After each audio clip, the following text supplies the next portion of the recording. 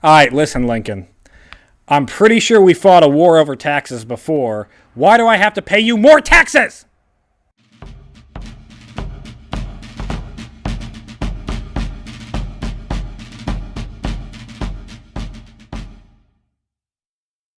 Hello and welcome to Civil War in Hindsight. I'm Lieutenant Tommy. With me, as always, is Prospector Johnny. And well, Johnny, it's a new month, so a new month means we're gonna take all that bad stuff and we're just gonna push it off into the dumpster. We're gonna wait for starting fresh. starting fresh, new good Clean, stuff. clean slate. This is going to be good. So I assume we're going to start by training our troops.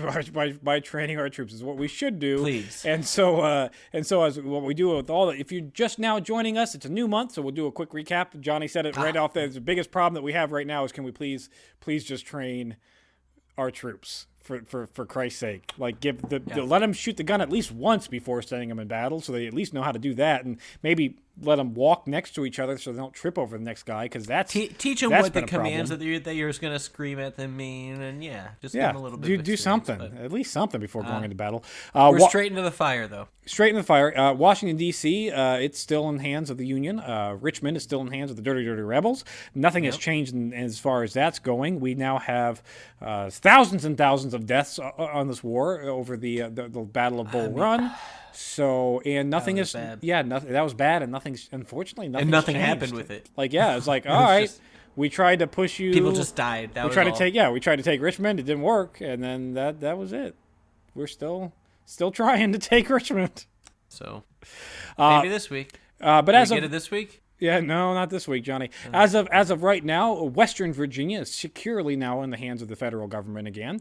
Most of Missouri is now back in the hands of the federal government, and Kentucky is neutral, while everybody else is either stayed normal to the north or had seceded. So, have we started our path down through Kentucky I know we talked about. Last week we talked about a mission to be marched through that area.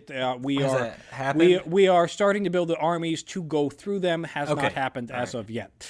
This month, Johnny is going to begin with Robert E. Lee arriving in Western Virginia on August 1st with orders to coordinate and inspect the remaining Confederate troops, which there aren't that many of. So a short job. Short job. Taken them an afternoon. But by August 2nd, he's going to take command of all the Western forces in Virginia because W.W. Loring, who's a replacement to the previous general who died, isn't really equipped for it. Robert E. Lee is now given command of them, and Robert E. Lee has the momentous task in front of him of trying to resecure a huge chunk of his state that is now under federal control. And I might point out a huge chunk of the state that has never been pro-secession. So he's got a big mountain good luck, pal. It climb sounds like over. the end of Robert E. Lee, if you ask me. What's he going to do? What's he going to do? That doesn't sound like he's going to be successful there. They're setting him up for failure. They are setting him up for failure. Out in the New Mexico territory, Confederate soldiers disguised as buffalo hunters are going to claim possession of all New Mexico and Arizona south of the 34th parallel. And since the coward that's a huge swath of land. Let's go. Yeah, that's the Confederate. No, that's Confederates, Johnny. That's not good. Confederates taking it. Confederates. I thought you said the folks disguising themselves as. Yeah. These are the Confederate buffalo hunters, Johnny. Not our guys. There's Confederate and Union buffalo hunters. Everybody's disguising themselves as buffalo hunters out there. Yep. It's just a big costume party. It is a big costume party. Yep. The Confederate and soldiers, the Confederates took. Yeah, they're going to take all of New Mexico and Arizona because last week, if you remember from last week, the coward Major Isaac Lynn surrendered the entire army out there, which wasn't. I mean, it's like it's like 10 companies of guys. It's 500 dudes. Well, it's not even. But it's not the even land. Full, it's not the. It's the land. It's not even a full. It's not even a full regiment. So since he surrenders Fort Fillmore, there really wasn't any other Union troops in that region, and there's not likely going to be any more put there. At least until we get other things like Virginia and Texas and that kind of stuff under control. Because I mean, really, what's out there? I mean, do they even? It's just land. It's territory. There's no. So it's not even. So this is. It's basically gonna be. this is what they're arguing over, right? Or one of the things the war is over is the expansion of do slavery we expand into yeah, the territories? Yeah. Yep. And so they're basically claiming that and saying we're going to expand This is slavery now into these territories. this is now ours. Yep. And the federal government has a solution for paying for the war by implementing a 3% income tax on anyone making over $800 a year. And unfortunately, over what? $800 a year, which is a lot of money, but unfortunately, Johnny, I am a second lieutenant in these great federal United States Army, and I make $105 a month. So, thank you, Lincoln, for making me pay 3% of my money now to you. That's a lot. That's like $3.50. 3%. That's 3%. It's $3.50 a month that I have to pay you now. You know what I can buy for how much whiskey can I buy for $3.50 a month, Johnny? More than a month's worth. More than a month's worth of whiskey. I'm not happy about that. So hopefully this doesn't last forever. It is supposed to be a temporary solution. There are also an increase on tariffs of manufactured goods coming into the United States. So we'll see how that goes out for us as well. I assume these taxes are to raise money for the war effort, of course, right? Yes. And what are they going to be put toward? Is this building arms? Is this... Well, we need a lot of equipment, Johnny. So buying, it's going to be purchasing. Buying. Yeah, it's purchasing uniforms, we can make it, but you got to pay the people that are making it something. Do you? Oh, wait, that's why we're fighting this. Yeah, the South does. Yes, we do. Yes, you do have to pay the people. That's why we're doing it. I forgot for a minute. That's why we're doing the war. Okay. Yes, that's why we're doing the war. On August 3rd, Washington would approve funds for construction of one or more armored ships and armored floating batteries to assist with a blockade. So we'll see how this pans out in the future. So instead of just normal wooden boats, we now have armored plated boats, or there's a rumor about building an entire boat out of metal, which I don't think that's going to work. I'm pretty sure if I throw you ever my throw copper, metal into the water, Tommy? It's going to sink right down to the bottom. This isn't going to work. But hey, I guess this is where my tax dollars are going. Research and development for the Navy. Oh, Jesus Christ. We're going ahead and funding pipe dreams. I love it. That's beautiful. Funding pipe dreams. The federal government is also going to approve using old boats filled with rocks to be sunk in main channels at southern ports to prevent the South from using those ports as shipping lanes. So essentially, the idea here is that we take a crappy old boat. We take a boat, Johnny, that our taxes have paid for. We take that boat and we fill it with rocks, and then we scuttle it in the shipping lane with the hope that a boat can't go over top of it, because now there's a man-made dam. Yeah, create a fake little bank there or whatever. Seems shallow area. Like a waste of money. Perhaps trees. Have they tried doing what beavers do? And just put trees there? And just dump in a bunch of trees. Or I don't know, maybe that are not yet a boat. Or I don't know, maybe instead of sinking that boat, put some cannons on that boat, face that boat at the port, and not let anybody out of the port. Or just a whole bunch of explosives and a long wick as you have it coming in. You're going to destroy it anyway. And just dam the whole thing up. Boom! Blow them all up. I like that idea too. That one works. On August 3rd, Washington, like I said, is also going to capture a Baltimore steamer, when they seize the steamer coming out of Baltimore, it's going to be filled with contraband of rifles, musket caps, ammunition, powder, and goods, and like canteens. I don't have my canteens hanging up. Canteens, cartridge boxes, all that fun stuff. They find all this stuff on the steamer that's destined for the South. They seize it. So Blockade, once again, proving that it's at least partially effective. That's good. Are Baltimore steamers in any way related to Cleveland steamers? Are they the same? Damn it, Johnny. Sorry, just the audience. Do not Google that. Are they built different? Are they built differently? They're built. Yes, they're two different manufacturing plants. Yes, over the 4th and 5th, the federal Congress would pass an additional resolution of a property tax. So now, not only do I have to pay 3% off my $105 a month, I also have to pay taxes on my stupid shack that I don't even get to live in because I'm sitting here in a darn shed out doing this stupid staff officer crap because you guys started a war. Shed sounds better than a shack.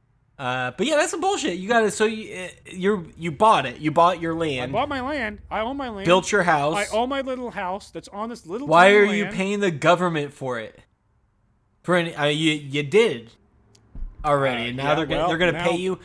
Now I gotta pay them every year just to keep living there. Just to keep it, or they'll take it. I guess. So you're renting it. I guess. I'm renting it now. So are we paying? I assume we're paying the Native Americans then their share of property taxes for all the land we've been living in. Maybe that's what it is. It's to pay the Native Americans for all the land that we're renting from them. I assume that's where it's going to, because obviously, if you're going to start paying, make people pay every year to live on your land. This with the combined income tax, along with the proposed increase in tariffs, it is expected to generate $20 million for the war effort. So, I mean, okay. And we'll wisely spend that $20 million building a metal boat that will never float. You better fucking use it quickly and use it efficiently and get this war over. Yes. Because I assume they already have that $20 million spent. Yeah, I'm sure they already do. And if they go through that and this war's not over, what then? We're just going to start printing money, I guess, Johnny. Also, Congress has now approved Lincoln to enlist seamen for the entire length of the conflict. So if you agree to fight as a naval soldier, seaman, Yep. the term now to fight is as long as the conflict is going on, you are now enlisted. So there's not a 3 month. So for our boys on the land, we have 3 months enlistments. All these volunteer soldiers have come up for the 75,000 Army. That's a 3 month enlistment. Right, yeah. That's their contract. Basically. That's their contract. Is 3 months they're here. If you're fighting for the Navy, however, now until the war's over. Just in it. You're in it until. So they learn their lesson basically once the folks with a contract coming up at the end, right before the big battle. Yes, because we're done. Yes, because right before. Sorry about that. Yeah, I forgot to mention this in the other. Yeah, I forgot to mention this in the. It did mention it in the big episode that we did on Battle of Bull Run, but the Civil War in hindsight, we did not mention it. But yes, there was actually 5,000 troops that were like, our enlistment's actually up, so we're gonna go home now. Out, bud. Like, sorry, I don't need to fight in this. So. Don't need to fight. My enlistment's up. So yes, they learned it, and they've now extended the naval enlistments all the way out to the end of the war. And which I'm assuming that's because the naval blockade is deemed as the most important part of this whole strategy to win this war, is cut off the South from supplies. So you need the Navy, and if you need the Navy, we can't really be having them, leave. Being able to halfway ship through it. Right. So yeah, so we've already, we're starting to just turn it into choke them out. I guess. Yep. That's where we're going. The hero in the West, General Nathaniel Lyons, is pulling his troops back to Springfield, Missouri, as reports are starting to come in that a large Confederate force is moving in that direction. So instead of continuing to push southwest into Missouri like he had been doing, he's now going back to Springfield, Missouri, to defend it against potential Confederate attack there. Yep. That jackass that we kick out of there, go and rally a bunch of folks to go back. Yeah, he keeps reclaim his crown. What the hell's going on over there? Yeah, that's what. You hit the nail on the head there, Johnny. That's exactly what's going on. Congress is going to wrap things up on the 6th. U.S. Congress is going to wrap things up on the 6th with Lincoln raising the pay for private soldiers to $13 a month. So. Thank you, Lincoln. Congratulations. Where's my pay raise to overcompensate? Well, they don't have to. That doesn't. They don't cross the $800 a month threshold or $800 a year threshold for the. They don't have to pay the federal taxes because they're still below below that tax line. But I'm not. Must be nice. Okay, all right, rich guy over here. Not a rich guy. About, I make so much money that the U.S. government wants some of it. I'm sad.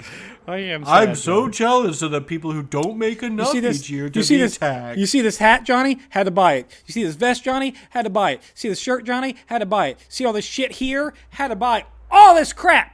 The private, who's only making $13. Yeah, what's that? What did all that cost you? Tell me. Like a week's salary? No, like a month's salary. Not even. Like a month's salary. And Johnny, the privates, they get all this shit for free. So I might as well just go be a private. To hell with this officer. Yeah, well, they get paid. Take that pay cut, Tommy.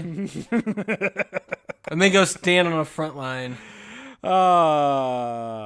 You suck. Lincoln is son going of to a follow. bitch. Yeah, Lincoln is going to follow all this up with a directive that allowing the Union to seize and confiscate any property that's used against the United States. So you hear that, dirty rebels? You fight against us. You could lose your property. You could lose your home. You could lose your wagon. You could lose if it's used against us in a military effort. We can take your property now. Sounds to me like we just took back the whole South. It does sound like that, and he also does issue this directive, right? In addition to being able, something. Yeah, no, you're not. This property, because you're right. Because at this point, if you're in the South, you're kind of fighting against us, and if you're fighting against us, we can take your property. Now you're ours. And to that point, he does make a reference to slaves, Johnny. He says that any slaves that are used or employed by the Confederates in arms or labor against the United States are now free. So pretty much every slave that's all they got to do is pick a little bit of cotton for the uniforms, and now they're free. Yeah, I mean, dope. At this point, like how do you not view that every slave in the South is free? Because really, if they're working for their master who's fighting against us, all right. So did the South hear any of this? Because obviously this was all just made law. Yeah, this is legal. This is they lost the war. We get their property back. All the slaves are free, and now we are again the United States of America, and President Lincoln is your president, not the T.P. Jackson or whoever the hell. Yeah, it was. But I think the problem Johnson, is Jackson, Jameson, Jefferson Davis, Johnny, Jack Daniels, Jefferson Davis, T.P. Davis. But the problem here is that while they do read these newspapers, they have said that they're not a part of the United States anymore. So that anything that we say law-wise that affects them, they don't really care about because they're literally shooting at us for it. So. I'm pretty sure we also said that they are still a part of the United States because we haven't recognized that they're not. So what kind of argument is this? I think this will not hold up in a court of law, Tommy. This is a big issue. I think we're gonna have to settle this with bangy shooties, and we'll go from there. Shit. But Johnny, this week it's gonna end with Confederate forces under Brigadier General John Bankhead Magruder burning down the village of Hampton. Yeah, Bankhead. This is a good. We have some good names. General John Bankhead Magruder. He's going to burn down the village of Hampton. Yeah, Magruder. He's going to burn down the village of Hampton, Virginia. What? Yeah, he's burning down the whole. Burning it down. He's burning down a Virginia. He's our guy. Yeah, it's a good guy. No, we have to cheer for he's a Confederate. Okay, thank God, because he's what bad. An asshole. He's bad, and he burns down this village in Virginia. And he does it because he claims that he's doing it to prevent the village from being used as a contraband slave town, which he heard through the rumor mill that General Butler was going to release those 900 slaves into this village and to let them use it as their own. Like, this is a free village of freed black men. So we don't want... Now, as that probably wasn't going to happen, that's actually a really good idea. It's a good idea. So he says... maybe it should have been so. Maybe it should have been so. He's on to something. He's on to something. But so to prevent this from happening, he burns the village down. Yeah, he gives the residents... An asshole. He gives the residents... Johnny, and I'm not cheating you, he gives them 15 minutes to leave, and then he sets fire to the village. Hold up. That's not a lot of time. He thought... So this was an occupied village. I thought this was an abandoned village. Well, it is a relatively... Vagrants have occupied it? It is no, they're original residents. There are some original residents that are still there, but there are a lot of the original residents that have fled already because, shooty, bang has all been going around. All the war shit happening There's been going, like literally there's been skirmishes. So partially deserted. The partially deserted village, yeah. And they thought they were just going to fill the partially deserted bits with all of the freed slaves. So Magruder thought that the freed slaves were going to take this village over, and we can't have that. And so he gave them 15 minutes warning to grab all of their belongings that they had. And then they which is a lot these days. Yeah, and then they burned it. And then burned everything to the ground. Burned everything to the ground. The whole... One dude, was he by himself? No, he had surely he brought. Yeah, he had soldiers. This was okay. So this was an army bit of people that did it. It wasn't one guy coming in. Because I was gonna say, if they let one guy burn their entire village to the ground, that's on them. That's on them. No. I get it now. This was an army that was coming in. You got a whole ass army. Okay, that's fine. And that's gonna wrap up this week, Johnny. We'll see what happens next week as we try to march troops through neutral territory. I can only imagine that's going to go well. They're going to welcome us with open arms. Yeah, I'm sure. That's it for this week in Civil War in Hindsight. Please remember to like, share, and subscribe. And if you enjoy this, check out Historic Hindsight, where we talk about Titanic being a conspiracy theory and other random things like symbolism of symbols and electroshock therapy.